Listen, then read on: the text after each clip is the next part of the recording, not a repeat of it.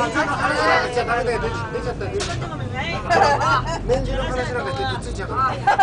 年中ってのまだ考えない。やっぱりね、こちらの方が取りやすいでしょ。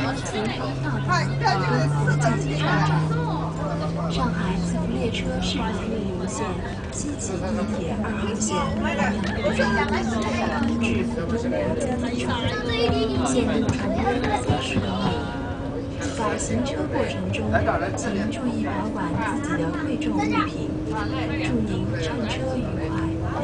Dear passengers, welcome to Shanghai Maglev train. The destination is Pudong International Airport Station. Shanghai Maglev demonstration level to Luoyang Road Station, and the end at Pudong International Airport in the east. Please keep your valuables to your train operation. Wish you a good journey.